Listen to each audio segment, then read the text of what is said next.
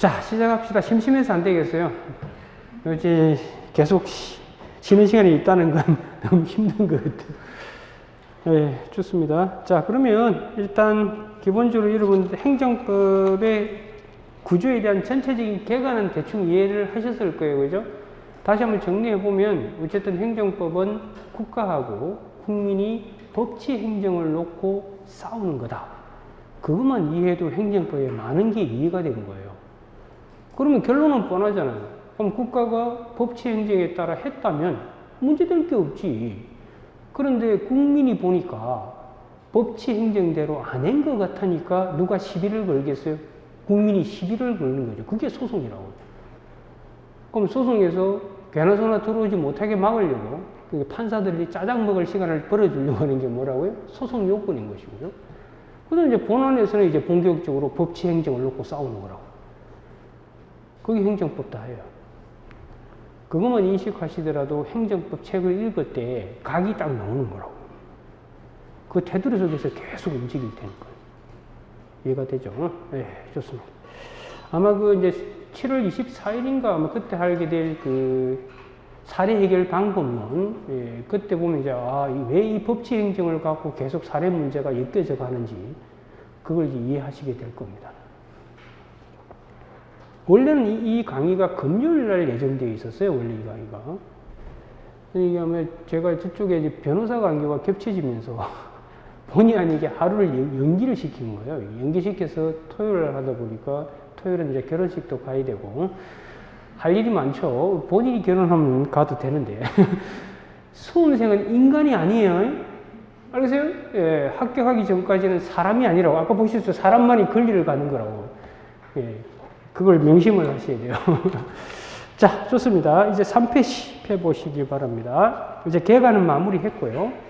자, 그럼 제2절에 이제 행정법의 의의죠. 거기에 키워드 체크하실래요? 국민의 권리보호 체크. 그 다음 법치행정 원리 실현. 그 다음 공익이라는 행정목적 달성. 그 다음 적법성 보장. 그 다음 개인 권리 침해. 그 다음 사법적 구제. 그게 모든 게 다 담겨 있다고. 이해가 되죠? 그게 행정법이 다라니까요. 그리고 이제 행정법을 이제 개념 정의 내린 것이 조직작용 구제죠. 잠깐 일단 여러분들 한번 보세요. 국가가 공익을 실현하려고 하겠죠. 이거 보시면.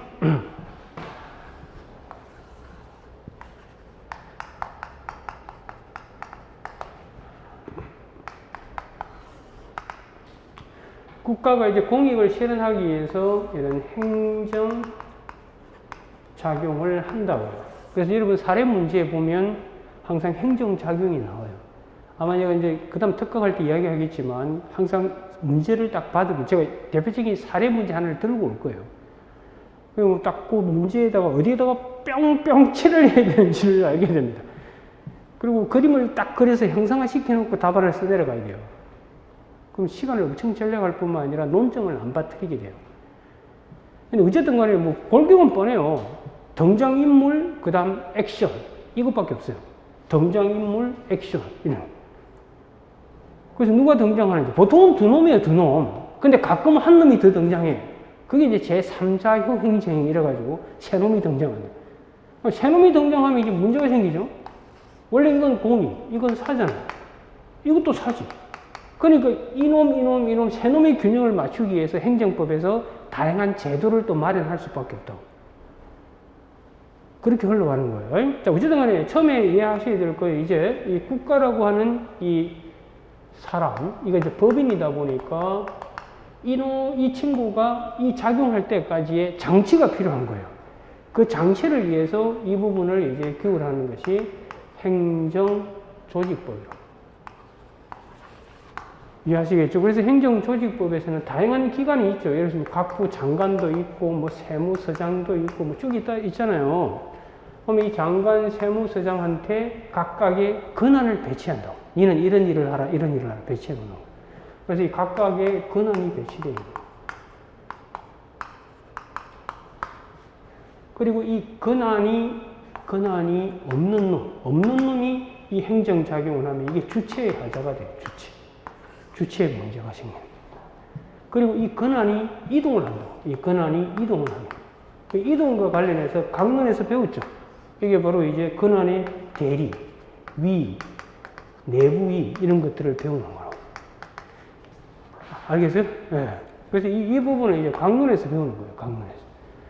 그게 이제 첫 출발이 되는 거예요. 그래서 이거 보시면 그래서 행정법은 정의해놓고 이제 뭐부터 들어갈 거라고? 조직법부터. 그래서 뒤로 살짝 넘겨보실래요? 조직법은 예, 좀 이따 보도록 하고 그 다음 먼저 아까 우리 보셨던 이제 법치행정이 가장 중요하니까 그 법치행정 원리에 대해서 제가 살짝 언급을 해놓은 겁니다. 자, 그러면 이 행정작용을 지배하는 것이 이제 법치행정이 되겠죠. 여기서 이제 두 개를 쪼개야 돼요. 여기서 법이 뭐냐? 이 법이 뭐냐? 이거 하나. 이해가 되죠? 그 다음에 이제 법치행정이 된다 하기 위해서 갖춰야 될 내용이 뭐냐? 이걸 이제 배워요. 그래서 아마 여러분들 그 예비선할 때 법치행정의 내용에서 세 가지 배웠죠.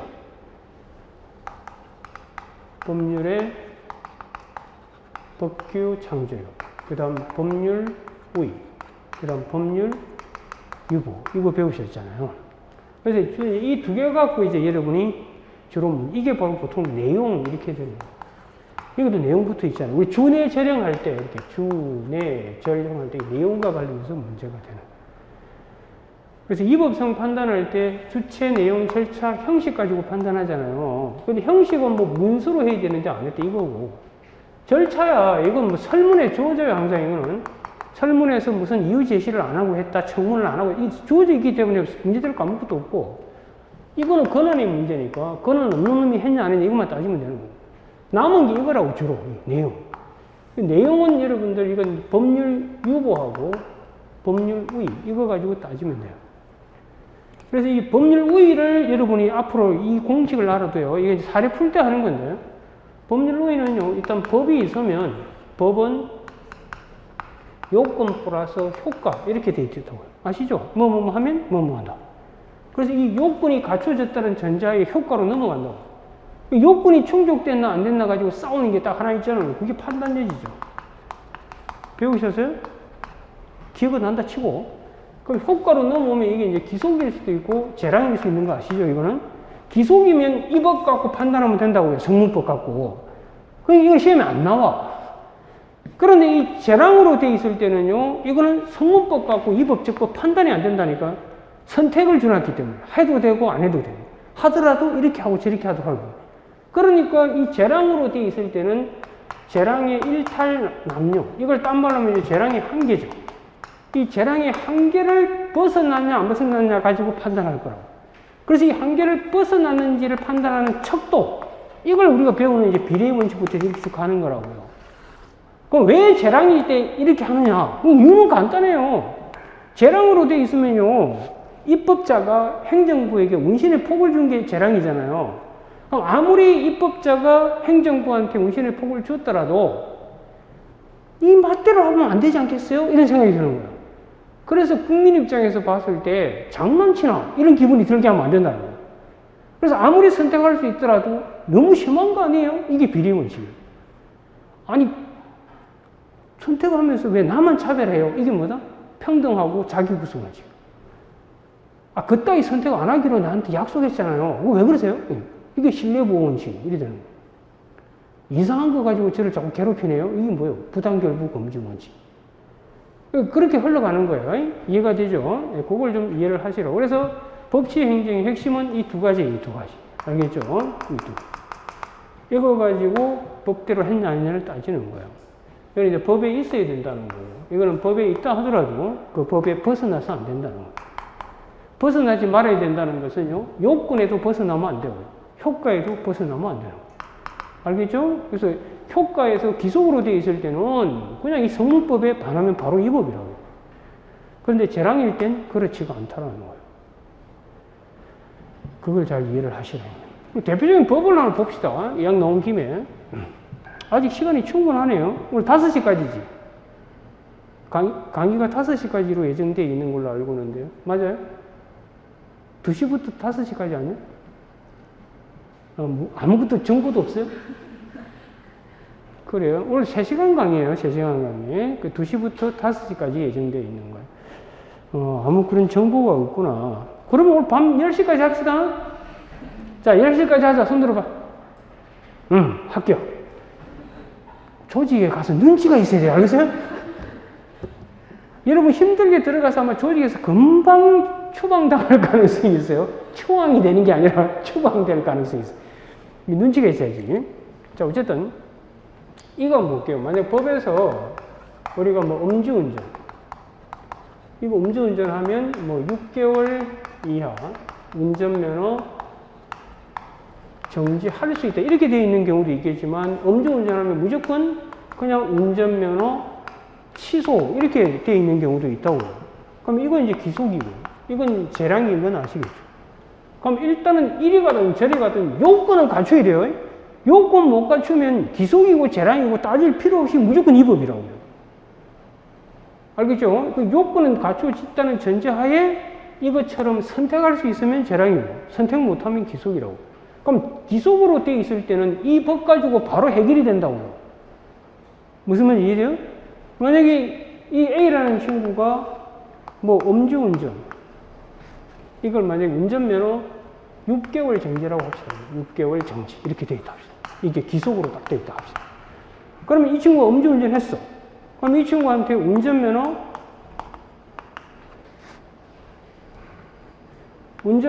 딱 7개월 하는 순간 이거는 이 법에 바로 반하죠. 그러니까 이거 성문법 갖고 그냥 바로 이 법 판단하면 된다고요. 이거 아무 문제될 게 없다고. 그런데 지금 이 친구가 음주운전 했는데 재량으로 되어 있을 경우에 6개월 정지했다. 이건 바로 이 성문법 갖고 판단이 안 된다고. 해도 되고 안 해도 되고 6개월 선택해도 되고 5개월 선택해도 되니까. 그럼 이럴 경우에 이제 재량 한개 가지고 검토한다. A가 베리베리 불쌍해. 너무너무 불쌍한데 6개월 때렸다. 이 너무 심해 안 심해? 심하네. 이러면서 비례원칙반 이렇게 하는 거라고. 쉽게 말해서 그 서울대 박정 교수님이 뭐라고 말씀하셨냐면 이게 비례원칙부터 이것들은 국가의 행정작용에 대한 국민의 기본적인 불만을 법명제로 바꾸는 것이다. 이런 말씀을 하시려고요. 즉 쉽게 말해서 재량 분야에서 주로 재량 분야에서 아무리 선택할 수 있다 하더라도 국민 시각에서 봤을 때 이게 너무 심한 거 아니에요? 그따위로 하세요. 이런 말이라고 쉽게 말해. 국민이 불만 가질 수 있는 걸 법명제로 바꾸는 거라고. 그걸 이번에 이제 행정기본법에다 성문화까지 해놓은 거라고. 아시겠죠? 예, 그걸 하나 기억을 하세요. 됐나요? 예, 좋습니다. 그래서 법치 행정에서 이 법은 이건 성문법과 불문법이 있다라는 거. 그래서 이건 주로 재량에서 써먹으려고 하는 거라고. 그 다음에 이제 법치의 내용은 이 세 가지가 기본인데 이 두 가지를 갖고 우리는 준의 재령에서 내용에서 써먹는다는 거. 그걸 기억을 하시라고요. 됐죠? 그래요. 어쨌든 하여튼 건물도 깨끗한데 뭔가 물이 떨어지는 거. 떨어지고 있어요. 좋습니다. 무슨 상록수의 한 장면 같기도 하고. 자, 그러면 그게 로마지 1번에 법치 행정의 원리 나와 있나요? 그게 한번 읽어보세요. 자, 키워드 법에 근거하고 그게 법률 유보죠. 그 다음 법에서 정한 범위와 한계 이게 법률 우위죠. 그 다음 두 번째 줄에 권익 구제를 위한 제도 보장 이게 뭐예요? 사법 통제. 이렇게. 그래서 보통 여러분들 수업 시간에 아마 법치를 줄이면 우유통 이렇게 배우는 거 혹시 기억나요? 법률 우위, 법률 유보, 사법 통제. 이렇게. 아까 제가 법치라고 하는 건 뭐라고 그랬죠? 법대로 해야 되고 만약 안 했을 땐 족치는 제도가 있어야 법이 지켜진다고 했잖아요. 그래서 우유통이라고. 법률 우위와 법률 유보 지켜야 되고 그걸 안 지켰을 땐 통제장치로서 사법통제가 들어오는 거. 알겠어요? 그래서 줄이면 무슨 통? 우유통이라고. 그게 법치라고. 그게 약간 나누는 것이 제가 행정의 법률 적합성과 그 다음 구제 이렇게 나누는 거죠. 그래서 앞으로 여러분들 우유통을 볼 때마다 이거 법치구나 이렇게 떠올리시면 될 겁니다. 오케이? 그래. 아까 대답하는 친구는 결혼식 때문에 가버려가지고 누가 다시 이어받아서 대답을 해야 되는데 아까 여기 보세요. 저기 좀 뭐야. 권한이 이동이 돼야 되겠죠. 이동이 안 되고 있는 건데. 네, 좋습니다. 그래서 법치행정 원리를 그런 시각에서 보시면 돼요. 되면 되고, 그 다음 이제 이번 행정기본법 8조에 들어와 있죠. 법치행정의 원리가 들어와 있습니다. 거기도 이 두 개만 적어놨어요. 법률 우위하고 뭐 법률 유보 이 두 개만 적어놨어요. 그 다음 법률의 법규 창조력이 뭐고 법률 우위가 뭐고 법률 유보가 뭔지는 제가 지금 설명할 단계는 아니고요. 그래서 그냥 개념만 딱딱 체크하고 지나가면 돼요. 자세한 건 예비순한테 다 배웠지. 안 배웠어요? 뭐 어차피 1순한테 또 배울 거예요. 걱정하지 마시고. 자, 그 다음 로마책 2번으로 오시면은 이제 행정법의 법원이죠. 거기서 두 번째 줄 체크하실래요? 네, 정부나 지자체가 따르고 집행해야 할 법의 총체. 그러니까 쉽게 말해서 이제 법대로 행정을 해야 될 때, 그때 말하는 법의 전 범위를 이야기하는 거라고. 그게 이제 성문의 형태일 수도 있고, 뭐다? 불문의 형태일 수도 있다. 이렇게 되는 거예요. 그래서 넘겨보시면 5페이지에 유형이 나와 있죠. 유형에 크게 성문의 형태와 불문의 형태가 있다. 성문법 관련해서 여러분 시험은 법률하고 그 명령이 있죠. 이 명령이 행정입법이잖아요. 그 두 개가 이제 시험 포인트예요. 그 다음 강론 파트에 넘어가면 조례. 이 지방자치법의 조례가 이제 중요한 포인트가 될 것이고요. 아시겠죠? 그거. 그 다음 이제 불문법은 그 행정간섭법, 판례법, 그 다음 뭐 행정법. 이 중에서 나머지는 알 필요 없고 행정법의 일반원칙 혹은 행정의 법원칙, 네, 그걸 기억하는 게 핵심 포인트가 되겠죠. 됐나요? 네, 좋습니다. 그래서 지금 왜 이걸 앞에서 먼저 설명하는지 아시겠죠? 기본적으로 행정법의 핵이 뭐라고요? 법치행정이에요. 법치행정. 그거 가지고 다 하고 있다. 그거 이해 없어요. 그걸 먼저 설명한 거예요. 설명한 거고, 이제 하나씩 뜯어갑니다. 자, 행정법은 행정에 관한 조직, 작용, 구제에 관한 국내공법이다. 그러면 여기서 보시면 이 부분을 규율하는 게 뭐다? 행정조직법. 이 부분을 규율하는 게 행정작용법. 이 부분을 규율하는 게 뭐다? 행정구제법. 이렇게 됩니다. 이게 구제, 이게 작용, 조직. 이렇게 돼요. 그래서 이쪽 국민 입장에서 봤을 때 이 행정작용이 법치 행정대로 안 해가지고 내가 슬프다. 그러면 이제 구제를 받아야 되는 거예요. 이해가 되죠? 예. 그 다음 이 행정작용 안에는 아까 제가 이 행정작용이 법대로 했다면 국민은 따라야 돼, 말아야 돼? 세금 내야 되잖아요, 따라서. 그럼 세금 안 내면 가만 내버려둬야 돼, 족치해야 돼? 족치는 것도 행정작용이에요. 그래서 행정의 실효성 확보 수단도 하나의 뭐라고? 행정작용이에요. 그래서 행정의 실효성 확보 수단 하나하나가 또 앞에서 우리가 배우는 다양한 행정작용에 다 포섭이 된다고. 그게 행정행위일 수도 있고, 여러분들 권력적 사실행위일 수도 있고, 다 포섭이 되는 거라고. 이해가 되죠? 우리 대집행에도 보면 대집행 순서 불러보세요. 대집행 순서는 이 신령가에 거의 간섭법적으로 굳어져 있는 두 문자가 있죠. 개통실비. 그죠? 이건 간섭법화되어 있기 때문에 어느 누구도 이에 대해서 반기를 들지 못합니다. 그럼 거기 보시면 계고, 대집행영장에 대한 통지, 실행비용징수 각각 법적 성질이 다 매기시잖아요. 계고는 뭐죠? 준법률 행위적 행정인 통지. 대집행영장에 대한 통지도 준법률 행위적 행정인 통지. 그 다음 대집행 실행은 권력적 사실행위. 그 다음 비 할 때 이거 비는 뭐다? 급부하명. 이러면서 다 쪼개져가지고 원래 행정작용에 다 들어온다고 이렇게. 이해가 되시죠? 그래서 체계상으로 행정의 실효성 확보 수단도 어디에 다 분류가 되는 거라고? 행정작용법에 다 분류가 되는 거라고. 감이 와야죠? 어차피 그것도 누구를 향해서 족치고 있는 거라고? 국가가 국민을 향해서 뭔가 하는 거잖아. 국가가 국민이라는 건 대외관계라고, 대외. 국가 조직 안에서 움직이는 걸 대내라고 그러고요.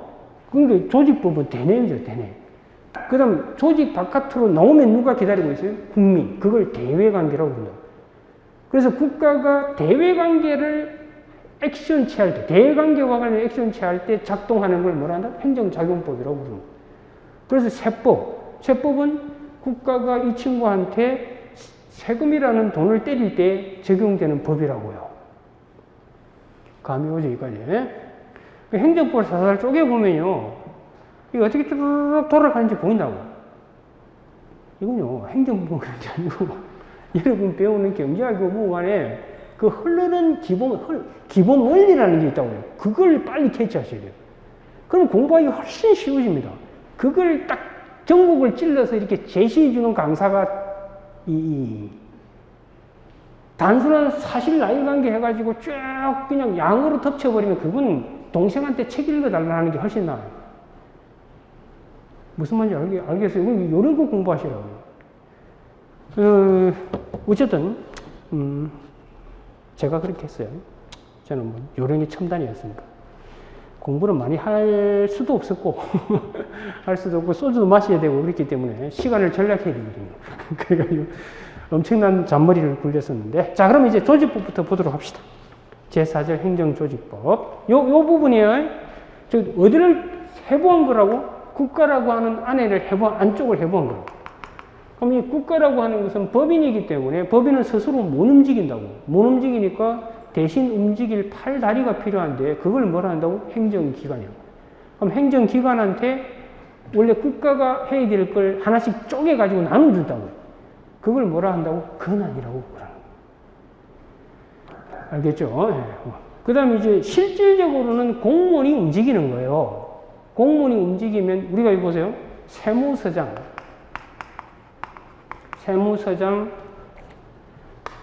서창조 이렇게 돼 있어요. 그죠? 여러분들 이제 재경직으로 합격하면 이쪽으로 갈 가능성이 있습니다.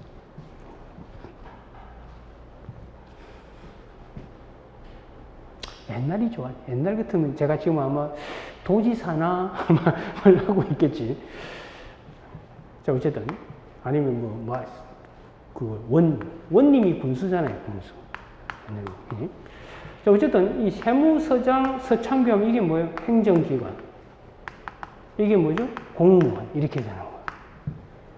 이해가 되셨죠? 그래서 이걸 법적으로 구분할 줄 아셔야 돼요. 이 세무서장한테 국세청장이 세무서장한테 명령을 내리면 그걸 훈령이라고 그러는 거예요. 그 다음에 국세청장이 서창교한테 명령을 떨어뜨리면 이걸 우리는 직무명령이라고 얘기하는 거라고. 강론에서 배우셨죠? 직무명령과 훈령의 차이도 아마 느끼셨을 거예요. 이게 왜 기초공사가 필요한가를 이런 데서도 다 배우게 되는 거라고. 그래서 여러분들 세무서장한테 내려진 훈령은 서창교였다가 김갑동으로 바뀌더라도 그대로 작동한다고. 그런데 서창교한테 내려진 국세청장의 명령, 이게 직무명령인데 이거는 이놈이 없어지면 이것도 사라지는 거예요. 그래서 이게 법적으로 구분할 줄 아셔야 된다 이 말이에요. 그래서 이 세무서장, 서창교 실제로 누가 하는 거죠? 서창교가 하면 세무서장이 한 거고 세무서장이 하면 누가 한 거죠? 국가가 한 것처럼 이렇게 되는 거예요. 그걸 기억하셔야 돼요. 알겠죠? 그래요. 자, 한번 봅시다. 자, 그러면 그 의 파트 한번 보도록 할게요. 행정 주체의 뭐라 했죠? 예부라 해놨어요? 내부라고 해놨어요? 내부 조직이라고 해놨죠. 그죠? 내부. 앞으로 이제 내부냐, 예부냐 하는 것은 국가 안에서 움직이면 뭐다? 내부. 그 다음 국민적으로 튀어나오면 예부 관계. 이렇게 되는 거예요. 그래서 여러분들 그 내부법이다, 예부법이다 이런 말도 들어보셨어요? 내부법이다, 예부법이다 이런 거. 이게 이제 법규성이 있다는 거예요. 법규.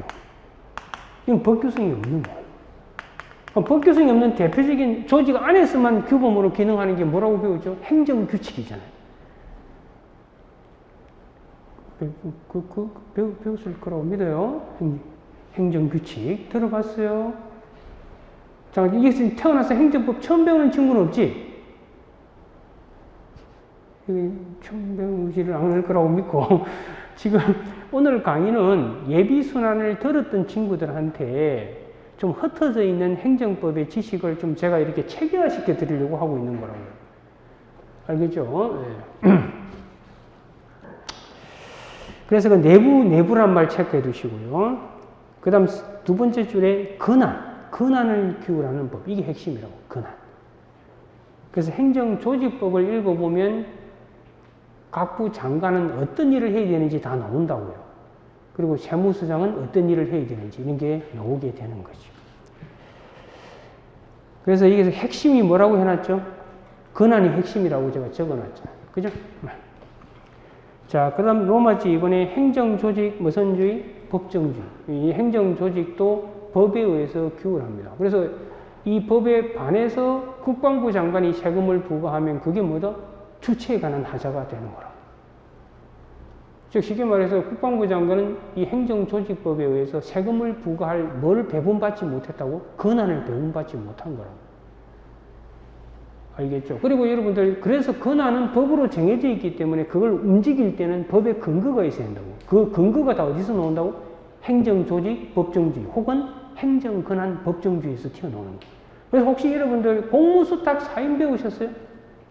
그때 공무수탁 사인은 국가의 행정기관이 할 역할을 위탁받은 거예요.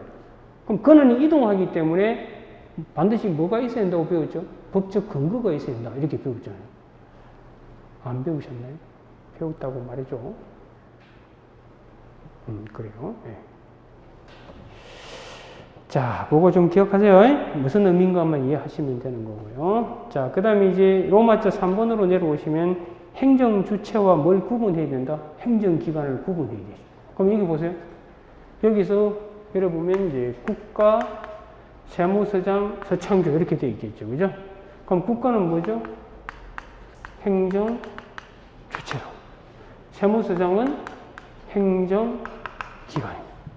서창조는 공무원. 이렇게 되는 거예요. 빨리 공무원 되도록 하세요.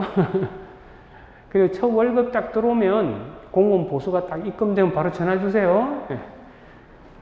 첫 월급 탔으면 한 잔 사야 되지 않나, 여러분들? 그래요. 그리고 기절은 하지 마. 내가 이거 받으려고 이렇게 고생했나. 충격받지 않도록 하시기 바랍니다. 아, 그리고 돈 벌려고 공직 가면 안 돼요. 그런 생각으로 공직 들어가면 너무 실망한다고. 아, 참고로 제가 돈 때문에 튀어나온 건 아니에요. 그건 아니고, 저는 이제 개인적으로 하고 싶은 일이 있어서 나오고 지금 그 일을 하고 있고, 그리고 이제 강의도 하고 있고, 뭐 여러 가지 바빠요, 제가. 그래서 좀. 뭐 말인지 알겠어요. 그래서 이 공직을 돈을 벌기 위해서 간다는 생각으로 가면 스트레스 받아서 일 못 한다고요. 알겠죠? 예. 좋습니다. 이제 이 구분이 되지, 이제. 그걸 적어놓은 겁니다. 거기에 보면 이제 로마자 3번에 행정 주체와 뭐로 나누어놨다고? 행정기관으로 나누어놓은 겁니다.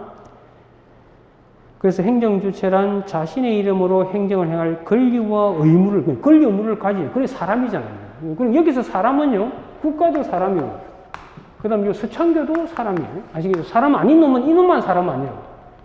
이놈은 사람이 아니에요.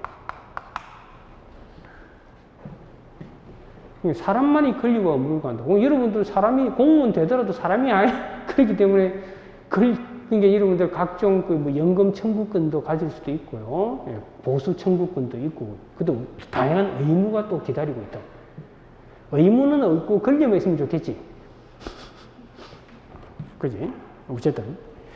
그걸 쭉 적어놨으니까 나중에 들어가서 배우면 돼요. 그 다음 이제 밑에 보시면 이제 행정기관이 나와 있죠. 행정 권한을 행사하는, 그 권한에다가 동그라미 마셔요. 권리 의무를 행사하는 게 아니라고요. 권한을 행사하는 행정조직의 구성단이다. 그러죠. 세부적인 건 지금 모르셔도 관계없고요. 이미 뭐 여러분 다 예비순환 때 배우셨을 거고. 예비순환 때 강론까지 공부 다 하셨어요? 그래. 했다는 추억은 있지. 그럼 뭐 추억만 있으면 되지. 뭐 어차피 까먹을 건데, 뭐 돌아서 뭐. 그지? 자, 그 다음에 이제 핵심이 뭐다? 로마자 4번의 권한. 이게 핵심이라는 거예요. 로마자 4번. 사무범위라고, 한마디로 사무범위. 최고 밑에 권한에 로마자 4번에 사무범위. 나머지는 읽어봐요. 읽어보면 뭐 충분히 여기 교과서에 있는 거 옮겨놓은 거니까 보시면 될 거고요. 그 다음에 이제 로마자 5번에 보시면 공무원이죠. 공무원. 그래, 그냥 여러분들 지금 이 난국에 일자리 찾기가 만만치가 않아요. 여러분이 또 고급 인력이잖아요. 그동안 투자한 돈이 얼마예요? 그게 걸맞는 직장을 구해야 될 거 아니야. 그러니까 이게 참 딜레마라고. 그래서 이 시험 반드시 합격하도록 하라고. 알겠지? 조금만 고생 더 하면 돼. 어쨌든 여러분은 공부로 성공을 해야 돼. 어쨌든 공부를 가지고 여기까지 버티고 온 거잖아요. 그러면 공부로 우리나라에서 가장 성공했다고 할 수 있는 건 아직까지는 그래도 고시 합격하면 그 공부로 성공한 거라고. 지금 뭐 딴 거 뭐 할 거야? 여러분 IT에 대한 천재도 아니지. 그리고 지금 앞으로 필요한 건 뭐 IT 이런 거는 진짜 극소수 천재들만 움직이는 거라고. 그래서 앞으로 곧 제가 개인적으로 보기엔 기본소득이 도입될 겁니다. 왜냐하면 대다수 사람들은 이제 일할 게 없답니다. 그럼 자본주의 경제가 돌아가려면 경제학에도 배웠겠지만 소비가 뒤따르지 않으면 자본주의는 멈춰버린다고. 그러니까 이 기본소득이 도입될 가능성이 상당히 높아요. 좀. 자, 좋습니다. 그래서 공무원 보시면 그게 나와 있죠. 그게 보면 그 두 번째 줄에 별개의 법인격체. 법인격이라는 건 법적으로 사람이다 이 말이에요. 법인격체는. 알겠죠? 그래서 공무원은 사람이야. 별개의 법인격체는. 그렇기 때문에 그 권리와 의무 관계를 형성한다고 되어 있고 이 친구들을 규율하려고 만든 법이 강론에서 배우는 뭐다? 공무원법. 이렇게 되는 거예요. 알겠죠? 그 공무원법에 보면 이제 공무원이 어떤 권리를 갖고 어떤 의무를 지고 어떤 책임을 지는지 이런 것들이 다 나오게 되는 거예요. 됐나요? 자, 그럼 이제 조직법은 그 정도 하면 돼요. 그 틀 속에서 움직이고. 가장 중요한 게 뭐라고? 조직법에 움직이는 가장 중요한 개념은 권한이라고, 권한. 이 권한이 어떻게 움직이는지 이게 가장 중요해요. 이제 작용법으로 넘어갑시다. 이 글씨 알아보겠어요? 이 글씨를 못 알아본다는 건 아직 행정법이 전혀 안 되어 있다는 뜻이고요. 글씨가 눈에 들어온다는 건 행정법에 그래도 기본이 되어 있다 이런 뜻이기 때문에 제 탓은 아니에요. 네, 좋습니다. 자, 이제 이걸 살짝 지워봅시다.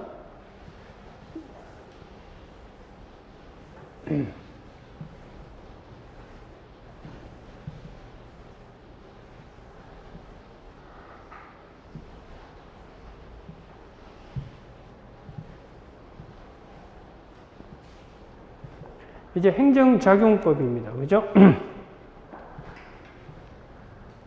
이제 앞으로 이제 국가라고 쓰지 않을 거예요. 행이라고 써요. 행정기관이 하는 거니까. 가장 중요한 행정기관이 행정청이라는 것도 아실 거고요. 행위를 국민 A를 하면서 이제 행정작용을 이제 하게 될 겁니다. 그죠? 자, 그러면 그 목차를 잠시 한번 보실래요? 제5절 행정작용법에서.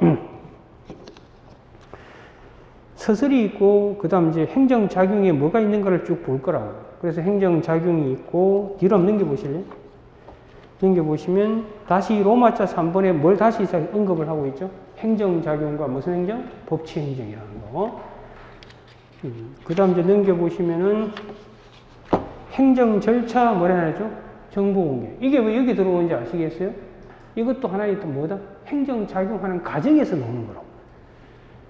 그 다음에 이제 로마자 5번에 행정의 실효성 확보 수단도 이게 집어넣은 이유를 아시겠죠? 아까. 이것도 하나의 뭐라고? 행정작용인 거라고. 왜? 국민이 안 따를 때 국가가 하는 하나의 작용인 거라고, 행정. 네, 그렇게 흘러간다는 걸 이해를 하셔야 돼요. 자, 그러면 다시 앞으로 원위치 하셔가지고, 서술을 같이 한번 보실래요? 행정작용법 서술에서. 행정작용법이란 행정주체의 국민에 대한, 그 다음 뭐라 했어? 대외라고 되어 있죠, 대외. 아까는 대내, 조직 내부의 문제는, 이건 대외라고. 하여튼 국민과 관계되면 대외가 되는 거예요.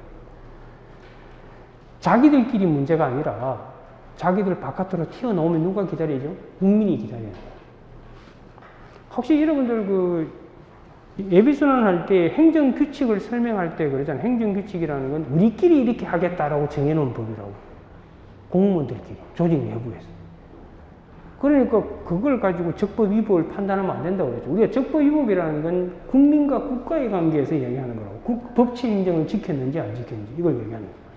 그때 말하는 법은 내부법이 아니라 뭐 외부법, 즉 법규성이 있는 법을 얘기하는 거예요.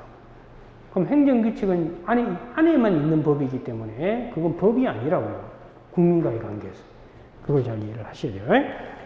즉, 뭐라는지 보세요. 행정주체가 외부적으로 행하는 행정작용을, 그 다음 뭐라 했죠? 법치주의, 즉 법치행정이죠. 법치행정의 관점에서 규율함과 동시에 행정의 상대방인 국민의 권리와 의무에 관한 사항을 정하는 것을 본질로 한다. 그럼 여러분 세법에 보면 이런 요건이 충족되면 국민은 세금 내야 될 뭐가 생기겠어요? 의무가 생기고 국가는 세금을 부과할 뭐 권리를 갖게 되고 이렇게 다 정해놨다고. 이해가 되죠? 이게 바로 실체법이라고. 실체법.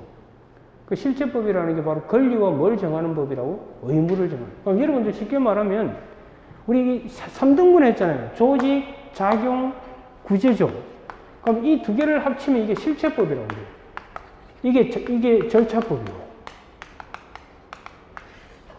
아시겠어요? 무슨 말인지? 네. 이게 실체법이 되고 이게 절차법이 되는 거죠.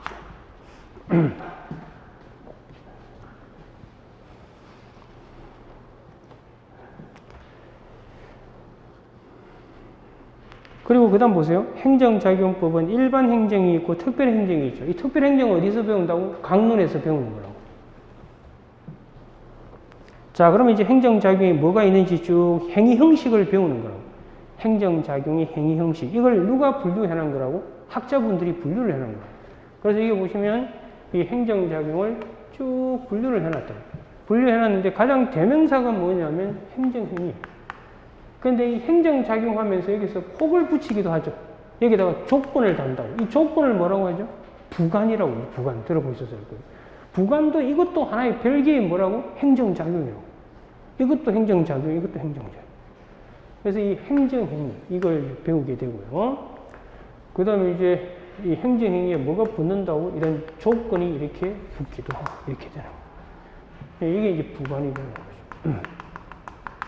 그래서 여러분 시험에서 이 설문에 사례풀이에, 나중에 사례 특강을 다 하겠습니다만, 사례풀이의 출발이 뭐냐면 설문에 나와 있는 이 행정작용의 법적 성질, 이 법적 성질을 규명해야 돼요. 이 법적 성질이 이 행정행위 형식 중에 어디에 속하는지, 그 다음 속한다 하더라도 또 이게 기속인지 재량인지 이걸 분류해야 돼요. 왜 분류하느냐 하면 그 다음 논리 전개에 엄청난 영향을 미치기 때문에 그래요.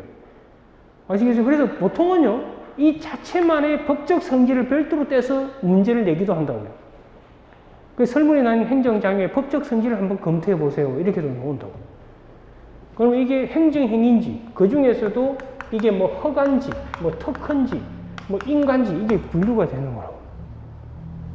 알겠죠? 무슨 말인지? 그러면 여러분들 이거 개념을 정확하게 알아야 돼, 말아야 돼? 알아야만 설문에 나와 있는 걸 이게 포섭시켜가지고 허가다, 특허다, 인가다 이게 정해지는 거라고. 이해가 되니까 그런 것들을 잘 연습하셔야 돼요. 제가 여러분들에게 물어보니까 가장 사례풀이 할 때 힘든 게 뭐냐 이렇게 물어보니까 설문에 나와 있는 이 행정작용 소속이 어딘지 밝히는 게 힘들다고 그러더라고요. 그것도 그럴 수밖에 없는 게 이 개념을 정확하게 꿰뚫고 있어야 돼요. 꿰뚫고 있어야만 설문에 있는 행정작용이 어딘지를 알 수 있는 거예요. 이해가 되죠? 무슨 말인지?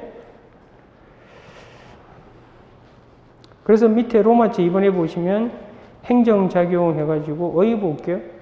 행정작용은 행정주체가 행정 목적이라는 게 공익이죠. 공익 달성하기 위해서 행하는 일체의 법률적이든 사실적 점. 그럼 여러분, 보통은 법률 행위가 많아요. 법적인 행위. 우리가 이제 이 행정작용을 크게 다시 또 나누면 법적인 행위가 있고, 법적 행위가 있고, 사실 행위가 있고, 사실적 행위가 있다. 이 사실적 행위는 이 자체는 권리와 의무에 영향을 못 미쳐요. 직접적으로는. 근데 이거는 권리와 의무에 영향을 미치게 되는 거예요. 그래서 우리가 아는 법정의 가장 대표적인 게 바로 이거라고, 행정. 알겠어요? 이런 것도 뭐 들어가서 배우시면 되고, 어쨌든 간에. 그래서 그 개념에 보면 일체의 법률적, 사실적 작용을 말한다. 그러죠. 그래놓고 이제 과거 전통적으로 주로 많이 문제가 됐던 게 행정입법하고 뭐다?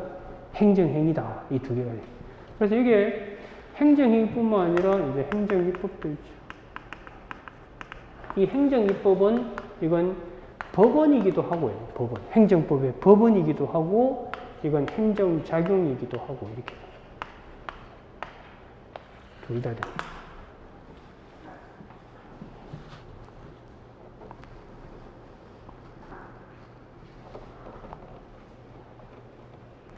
그래서 앞으로 공부하실 때, 행정법 공부할 때, 이제 일순환 때도 제가 강조를 하겠습니다만, 이 개념을 정확하게 숙지해요.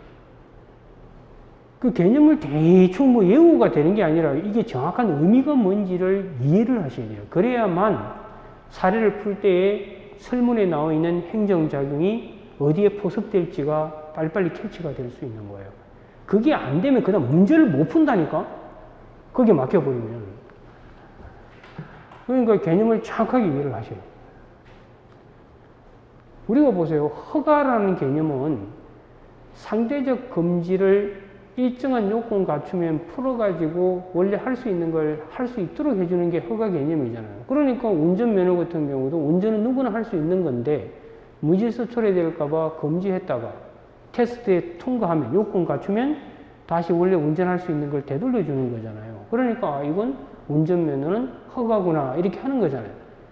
그것처럼 앞으로 나오게 되는 숱한 행정작용에 대한 개념은 강학상 개념은 정확하게 이해를 해야 돼요.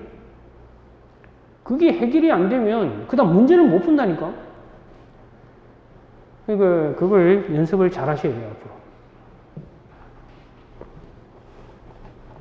잠깐, 경제학이 어려워요? 행정법이 더 어려워요?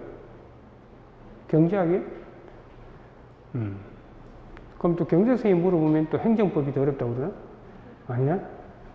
경제학이 어려운 거는 제가 경제학 공부할 때는 그냥 설 풀었다고요. 이게 기술하는 스타일. 여러분 요즘 계산하는 거죠, 보니까.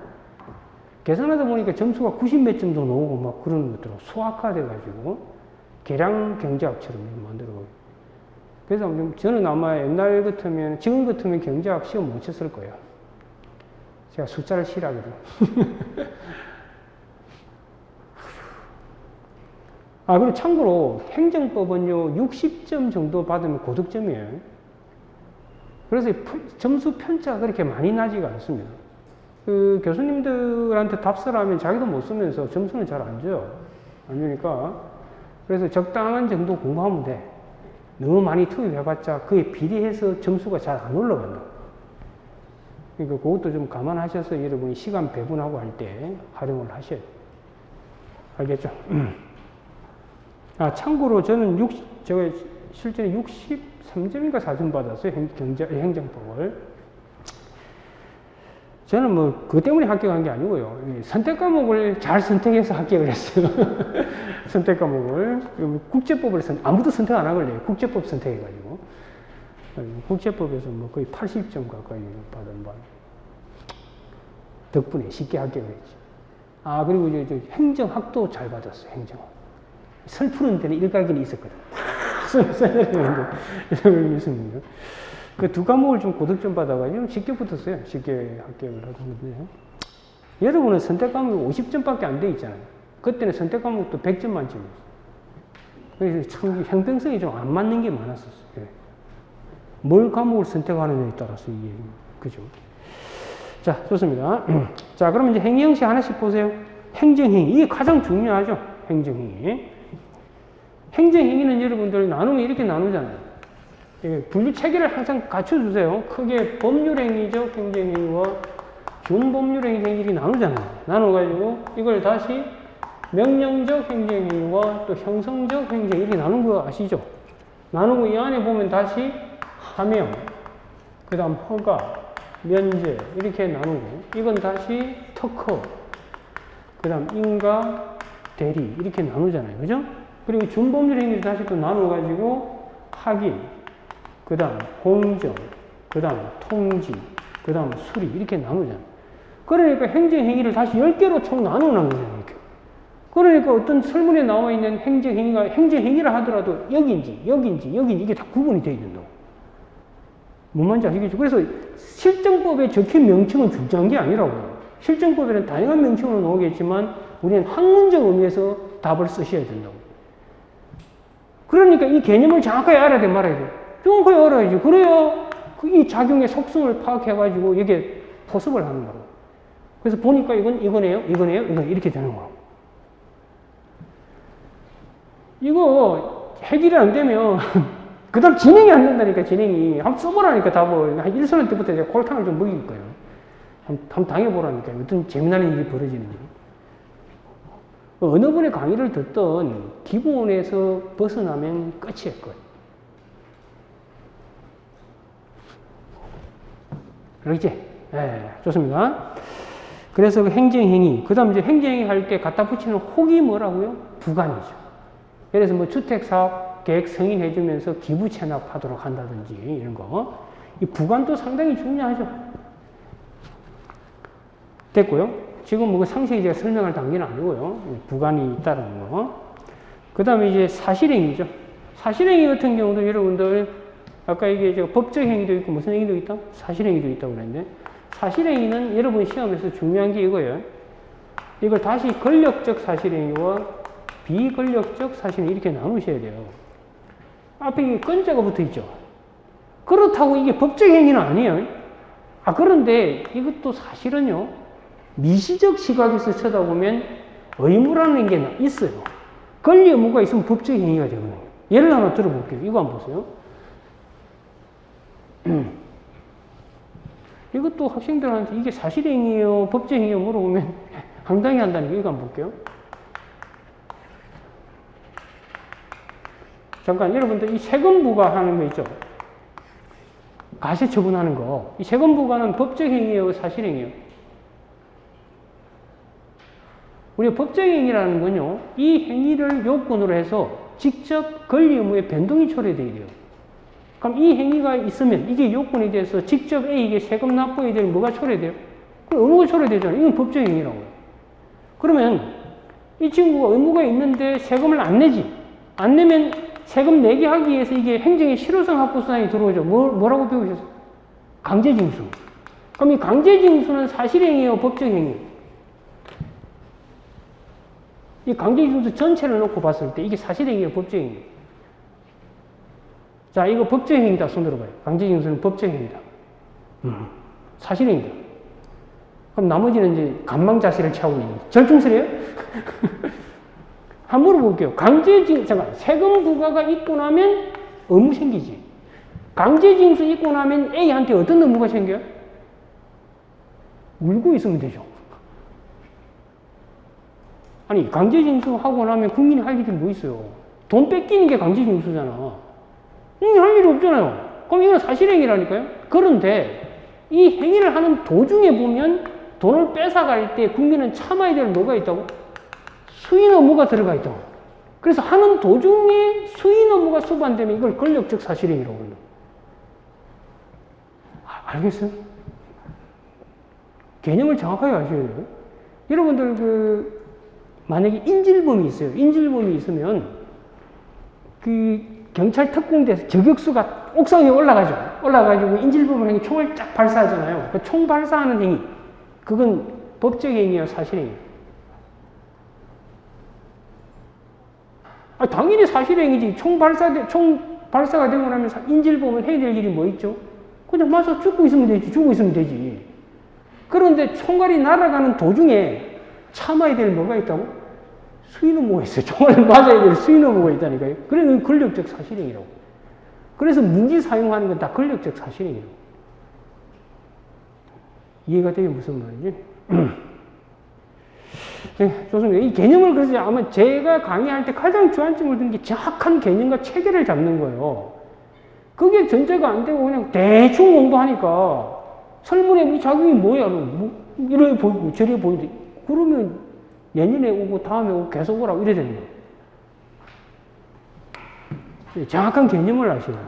그 개념을 모르면 그 다음 게임 끝. 알겠죠?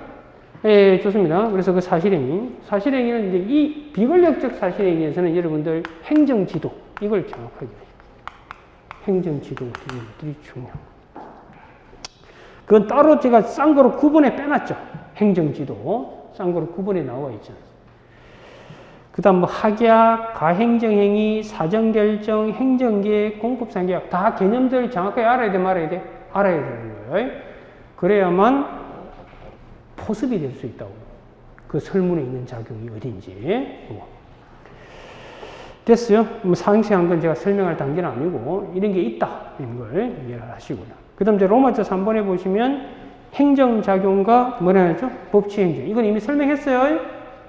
그래서 이런 행정작용할 때 행정작용법에 일치해서 해야 돼, 벗어나야 돼, 일치해서 해야 되는 거예요. 안 하면 위법, 뭐 맞춰서 하면 적법 이렇게 되는 거예요.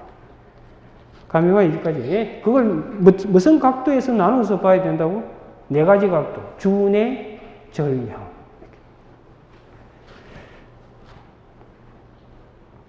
이거 한번 볼게요. 여러분들 국방부 장관이 A한테 그래서 세법에 보니까 1, 2 요건 갖추면 세금 1억 이렇게 돼 있어요. 그래서 이게 1, 2 요건 갖췄어. 그래서 세금 1억을 부과했어. 잠깐 여러분들 우리가 법은 다시 여러분들 작용법이 있고 우리가 아시다시피 이제 조직법이 있잖아요. 우리가 법률 유보에서 말하는 법은 작용법을 얘기하는 거예요. 알겠죠? 그리고 넓은 의미의 근거에는 작용법적 근거, 조직법적 근거 얘기하는 거. 좁은 의미의 근거는 작용법적 근거, 이걸 법률 유보라고 얘기하는 거라고. 그럼 이 케이스에서 잘 보면 1, 2 요건 갖추면 세금 1억 때릴 수 있다고 되어 있죠. 그러면 이 세법은 무슨 법? 작용법이라고요. 그럼 작용법에 의하면 1억 때리는 건 당연하죠. 그런데 조직법적으로 따지면 국방부 장관은 이 조직법에 의한 근거가 없다고요.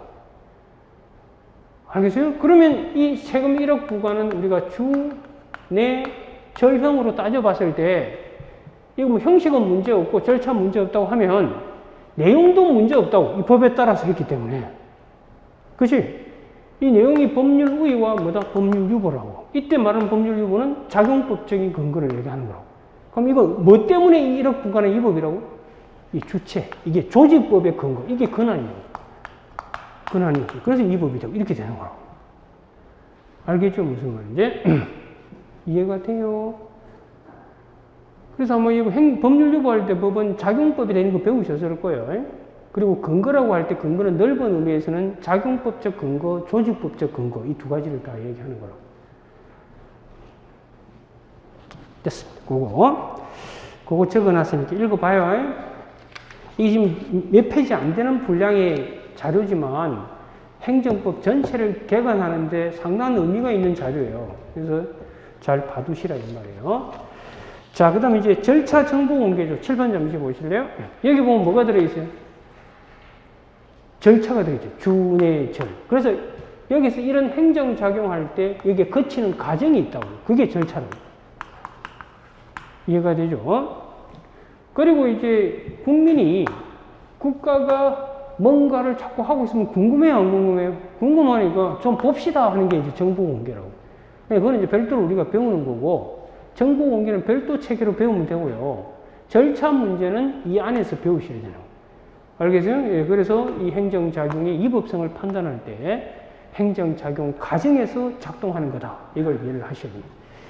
이해가 돼요? 예, 좋습니다. 그 다음 이제 로마서 5번에 보시면 행정에 뭐라 해야죠? 실효성 확보수단. 이것은 아까 체계상 뭐라고요? 법치를 지켜가지고 행정작용을 했으면 국민은 따라야 돼, 말아야 돼? 따라야 되는데 안 따를 때 들게 되는 행정작용이라고. 그럼 이 자체도 하나의 뭐라고요? 행정작용이라고.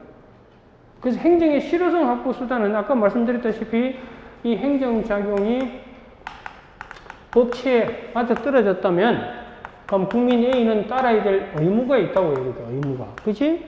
그런데 이걸 안 하면 하게끔 하려고 이게 이제 행정의 실효성 확보수단이 들어오는 거라고요. 그래서 이 행정의 실효성 확보수단을 크게 나누죠. 행정 강제와 그 다음 행정상 제재 이렇게 나누잖아요. 나눠가지고 행정 강제 안에 행정상 강제 집행, 그 다음 행정상 적시 관계 이렇게 나눴잖아요. 나누고 이 안에 보면 다시 대집행부터 쭉 배우죠. 이렇게 체계가 잡혀요. 그래서 틀이 딱딱 잡혀 있으셔야 돼요. 그래서 행정의 실효성을 보면 행정 강제, 행정상 제재. 이건 행정벌하고 행정형벌과 행정질서벌. 이건 시험하고 별 관계 없고. 행정상 강제 집행 안에 보면 대집행, 그 다음 이행강제금, 직접강제, 강제징수 이런 게 들어있고요. 그 다음 행정상, 적시강제. 여기서 파생되어 놓은 것이 행정조사. 이렇게 쭉 배우게 되는 거라고. 지금 행정법 전체가 다 들어있는 거예요, 안에. 이제 행정법이라는 놈의 그림이 좀 그려지지 않아요? 저 혼자 그려지고 있나 봐요. 아니, 경제학이든 뭐든, 그리고 특히나 여러분들, 나중에 시간이 지나면 가장 쉬운 과목이 뭔지 아세요? 경제학하고 행정법이 가장 쉬운 과목이 됩니다. 왜 그러냐면 여러분이 배우는 과목 중에서 가장 정체화되어, 쉽게 말해서 섬세하게 각이 잡히는 과목이 행정법하고 경제학이라고. 나머지는 세칭 말하면 두리뭉실한 과목이라고. 이거는 공부하면 할수록 더 헷갈린다고. 그래서 이런 과목들은 답을 쓰고 표출하는 데 있어서 기본 테크닉이 빨리 안 잡히면요. 계속 구름이를 걸어다니는 것처럼 내드린다고. 학자 돌림들 있잖아요. 무슨 행정학이니 정치학이니 하는 이런 과목들 있잖아요. 그래서 이 과목의 속성에 맞게끔 여러분들이 학습 전략을 짜셔야 된다고요. 과목마다 꼬라지가 다르다니까. 그걸 잘 캐치하셔야 돼요. 아니, 의외로 저한테 상담을 많이 오는 게 뭔지 알아요? 정치학하고 행정학, 이거 상담으로 많이 오는. 근데 권력 분립상 제가 해주고 싶어도 하면 안 돼요, 저는. 딴 강사분들에 대한 예의가 아니기 때문에. 그래서 행정법만 질문해요. 그리. 이제 고기라도 끄덕이는 거 보니까 최소한의 양심은 있는 것 같아요. 네, 좋습니다. 그래서 행정의 실효성학 부수라는 그런 시각에서 공부하면 돼요. 되고. 이제 마지막 주제가 제6절 행정구제법이에요. 이건 이 틀 속에서 움직이셔야 돼요. 7번 잠시만요. 칠판이 넓어 보이던데도 그렇게 넓어 보이지가 않는 건데.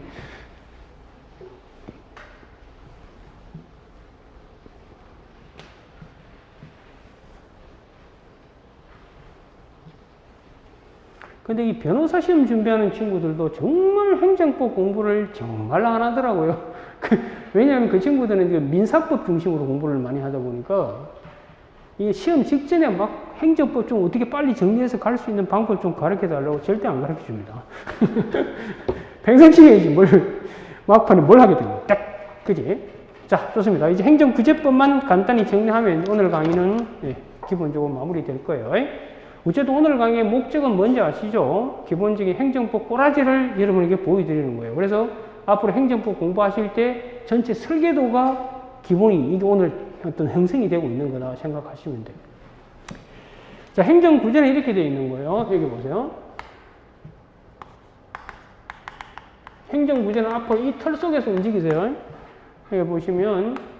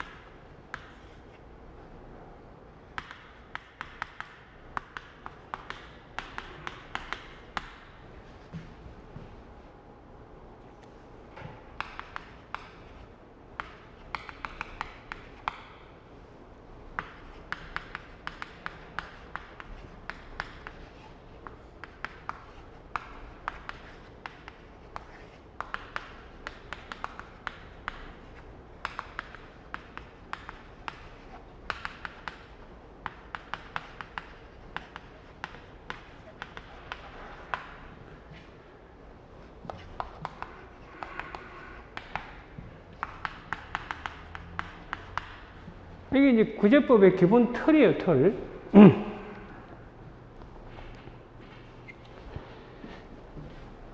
이걸 일반적으로 바꿀게. 일반적으로 하는 게 낫겠다. 이건 재산.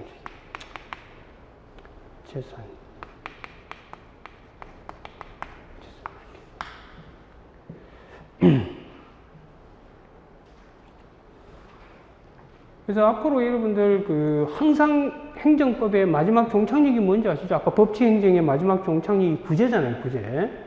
그렇잖아요. 그러니까 항상 사례 문제 보면 구제는 계속 끼어있고 행정작용 배우는 파트마다 마지막에 다 뭐가 끼어있던가요? 구제가 다 들어가 있습니다.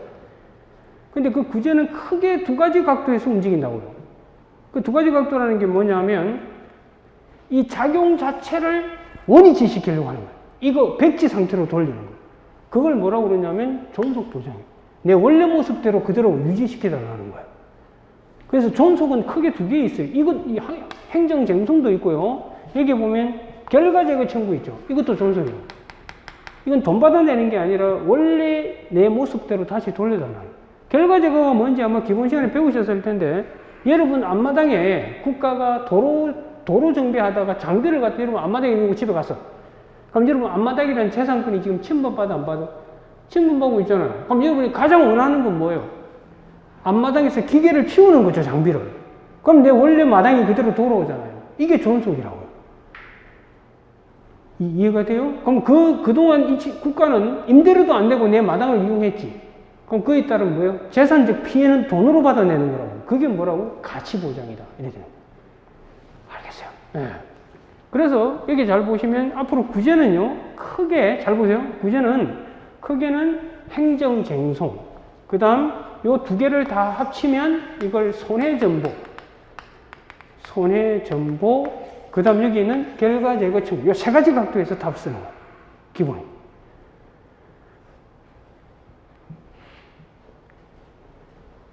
이해가 돼요? 그래서 구제는 이 세 개에서 왔다 갔다 한다고. 그리고 이 작용 자체의 속성이 뭐냐가 중요합니다. 이 작용의 속성이 뭐냐를 규명하려고 우리 앞에서 행정작용의 행위 형식을 배우는 거예요. 행위 형식에서 행정행위다. 그러면 이쪽으로 가는 거예요, 이쪽으로. 아시겠어요? 그 행정행위에 비슷하게 되면 다 이쪽으로 가는 거예요. 이쪽으로 가면은 이건 항고쟁송. 항고는 이건 처분에 대해서 다투는 거예요. 처분이 위법인지 아닌지를 다투는 소송이라고요. 이해가 되죠? 그럼 처분이 아닌 걸 다투는 걸 우리는 이거 아니에요.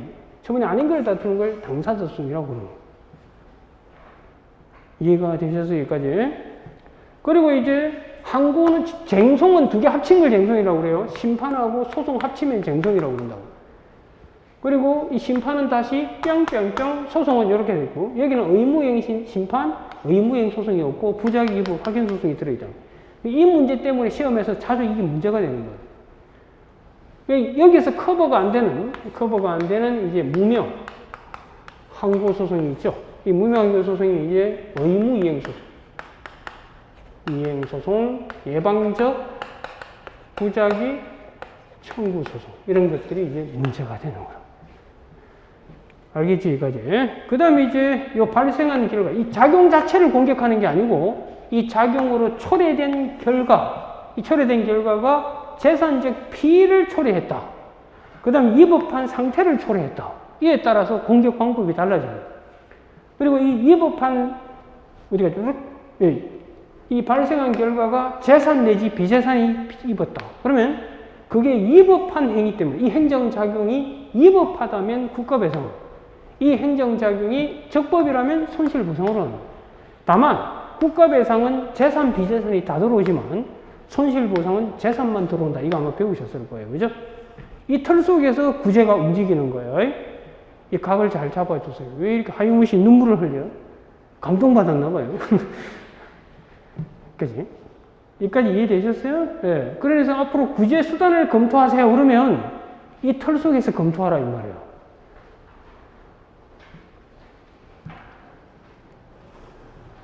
됐죠?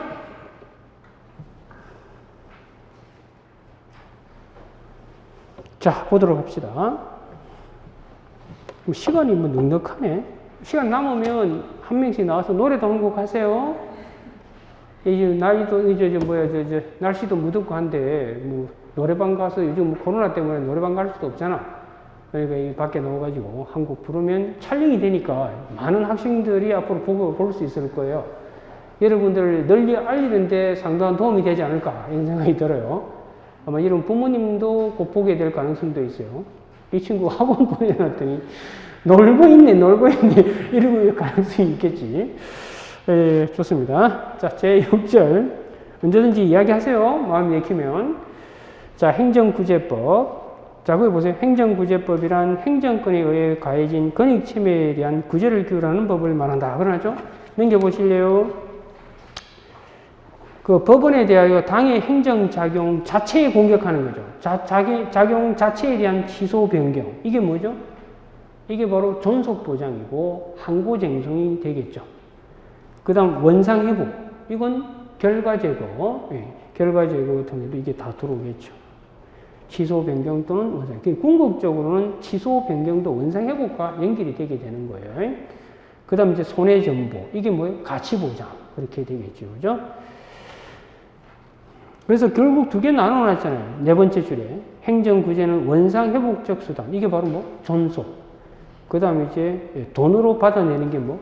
금전에 의한 구제. 이게 손해전보제도 혹은 가치보장이다. 이렇게 얘기하는 거예요.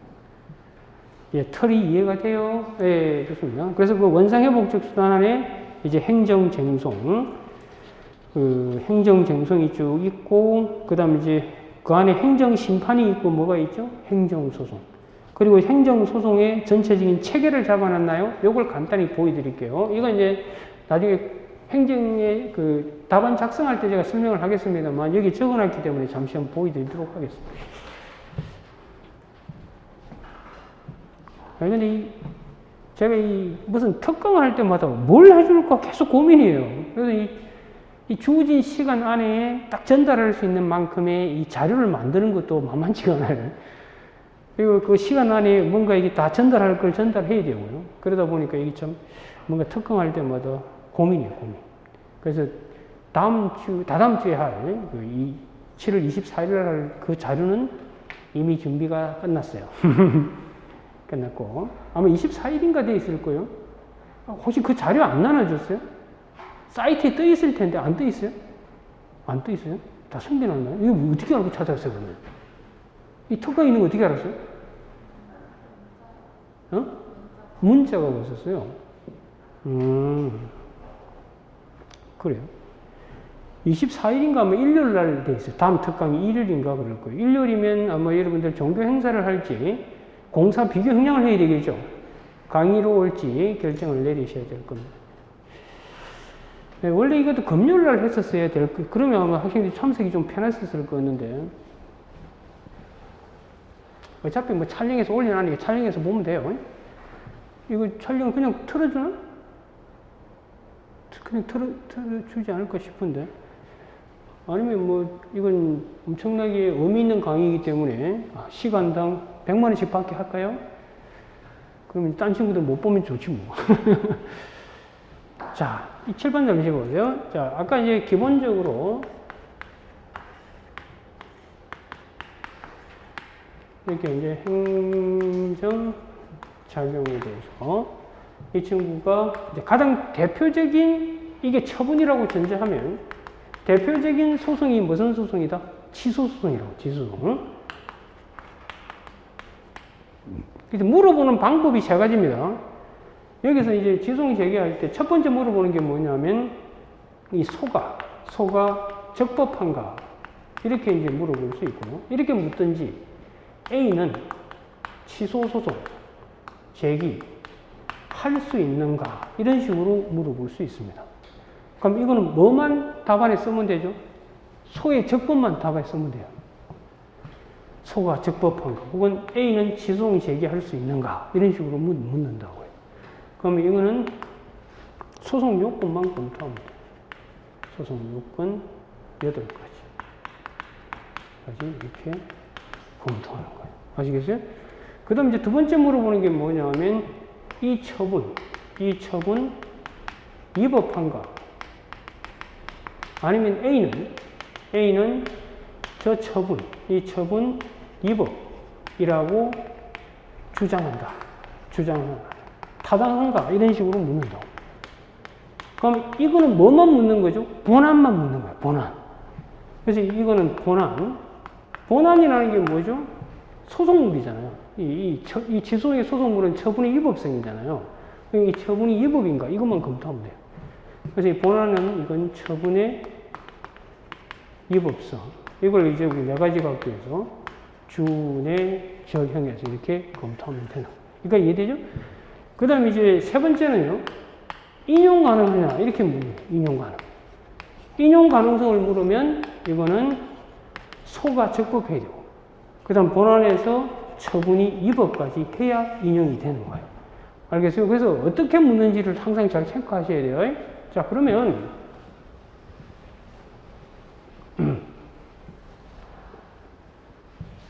그럼 이 친구가 소송을 이렇게 제기했었을 경우에 진행되는 총 방식은 다음과 같이 전개돼요.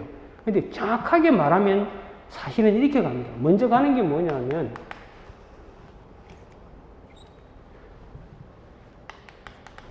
사실은 사법심사 가능성부터 시작이 돼요.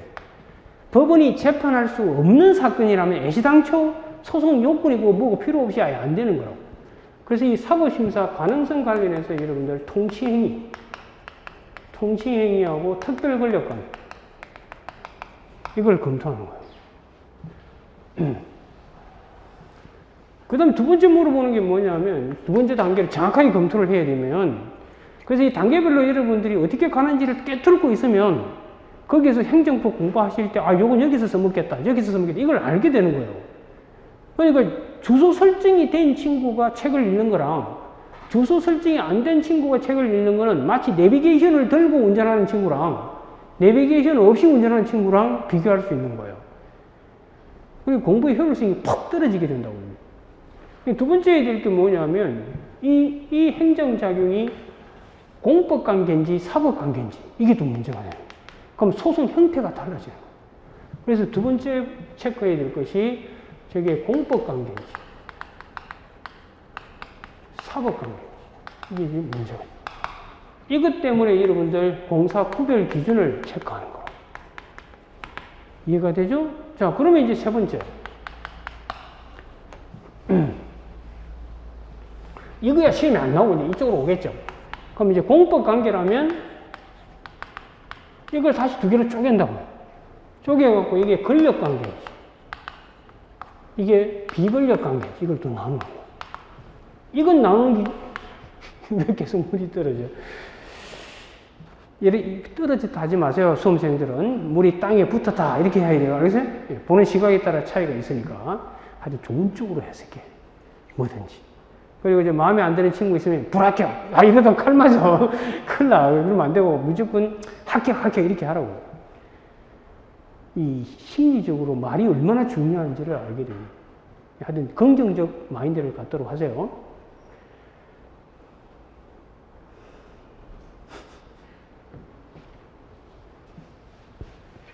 참 이게 실험들이 참 재밌는 것 같기도 하고.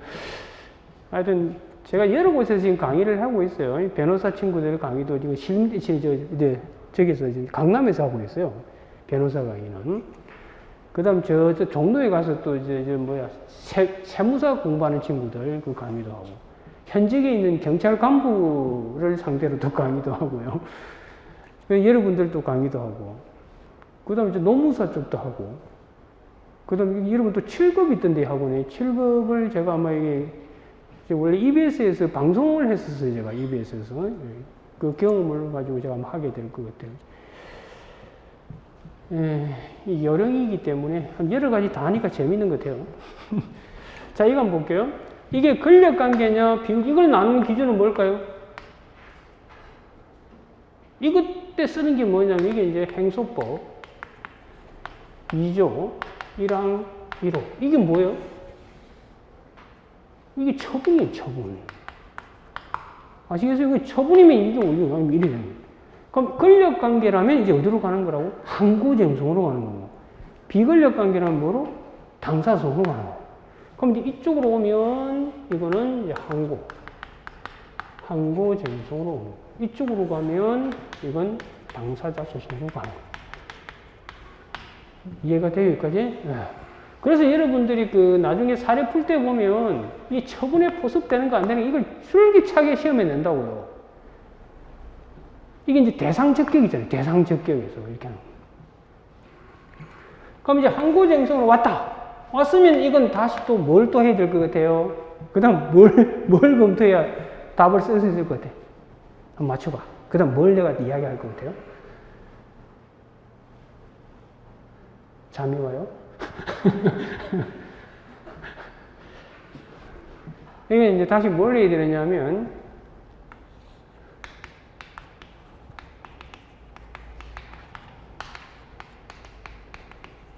이걸 또 나누셔야 돼요. 소송 형태가 달라지는 거죠. 그럼 이쪽으로 가면 무슨 소송으로? 무효확인 소송으로 가는 거예요. 이쪽으로 가면 취소 소송으로 이렇게 가는 거예요. 이해가 되죠? 그럼 이건 뭐 가지고 나누죠? 중대 명백설 갖고 이렇게 나누고. 그 다음에 이제 취소 소송으로 가면 이제 그다음부터 이제 세부적으로 들어가는 거예요. 가면 이제 1단계가 소의 소송 요건. 소송 요건 8가지. 그 다음 소송 끝날 때까지 길어요? 짧아요? 길기 때문에 이게 가부제가 들어옵니다. 그 다음 3단계가 심리, 4단계가 판결, 이렇게 진행이 되는 거예요. 이해가 되죠? 여기까지. 이렇게 흘러가는 거예요. 이걸 사이사이 다 배우잖아요, 이런 것들. 그래서 그런 거 공부할 때 어디서 써먹기 위해서 공부하는지를 이해를 하셔야 된다고. 그래야만 공부하기가 효율성을 띠게 되는 거예요. 이해가 돼요, 여기까지? 네, 좋습니다. 그럼 뭐 다 한 거예요. 기본적으로. 다 책에 다 적어. 그지? 자, 한번 봅시다. 자, 그러면 그 행정소송의 체계 해가지고 이제 소의 적법이 있죠? 소의 적법이 있고, 넘겨보시면 가구제, 그 다음 이제 심리, 그 다음 뭐 판결, 이렇게 진행이 되어 있는 거라고. 그 다음 이제 결과 제거가 있고, 이제 검전형 구제에서는 손해배상, 손실보상, 이렇게 되어 있죠? 맞아요? 네. 그럼 다 한 거잖아요. 이게 행정법 다예요. 뭐, 1000몇백 페이지 되는 행정법을 10페이지로 요약 정리하면 이렇게 된다는 거예요. 그리고 지금 제가 이제 8월 5일 때 쓸 교재화가 지금 다 나와 있어요. 이 개정판이 나온 게 이제 제 책이 지금 3권이 만들어져 있습니다. 첫 번째가 기본서, 이제 본 행정법이라고 있고요. 그 다음에 이제 두 번째가 여러분들 보통 핸드북이라고 하는, 본 행정법 핸드북도 어제 출간했어요. 개정판을 출간했고, 세 번째가 이제 기출문제지. 그래서 실제로 책은 딱 3권만 있으면 되는 거예요. 그 이외에 어떠한 것도 필요 없고요. 그리고 수업 시간에 강사들이 나눠주는 자료들이 있잖아요. 그거 쌓아놓지 마세요. 자료는 절대 쌓아놓지 않기를 바라고, 저는 자료를 별로 안 나눠줍니다. 왜? 여기 다 있는데 뭘 나눠줍니까? 필요한 자료는 정말 의미 있는 판례가 있다든지 그런 것들이 의미가 있는 것이지. 그리고 자료를 받더라도 여러분 기본서에 그 해당 부분에다가 이렇게 가필해가지고 집어넣고 자료는 찢어서 던져버리고, 그때 받을 때 이해해가지고 딱 정리해서 이렇게 넣고 끝내야 되지. 그걸 계속 쌓아놓게 되면 그 쌓아놓은 높이만큼이나 수험 생활이 길어져요. 그래서 한숨만 나온다고 자꾸 이 부담만 느끼게 되는 것이고요. 그래서 자료는 절대 쌓아놓지 않도록 하시고. 오케이? 받자마자 딱 이해해가지고 정리해가지고 어디에 집어넣을 거 집어넣고 찢어버리고 던져버려야 돼요. 절대 그러지 마. 쌓아놓지 않도록 하고. 저는 자료 같은 거 별로 안 나눠줘요. 그리고 뭐 중요한 판례가 나온 게 있다. 그러면 이제 그걸 정리해서 나눠주고 그러는 것이지. 그 이후에 뭐가 필요하겠습니까? 됐나, 여기까지? 네, 좋습니다. 그래서 오늘 제가 지금 전달하고자 하는 걸 총 정리를 하고 이제 수업을 마무리 짓도록 할게요. 기본적으로 오늘 여러분에게 제가 전달하고 싶은 거는 지금 1차 특강을 통해 가지고는 어쨌든 행정법 전체 그림을 그려주는 게 제 기본 목표였어요. 왜냐하면 이제 여러분들이 예비선언을 통해서 이미 행정법을 한 번은 들었고, 다만 좀 추상적 세계에 머물고 있을 것 같아 가지고 그 각을 잡아준 거예요. 뭐 새로운 걸 제가 전달하는 게 아니고요.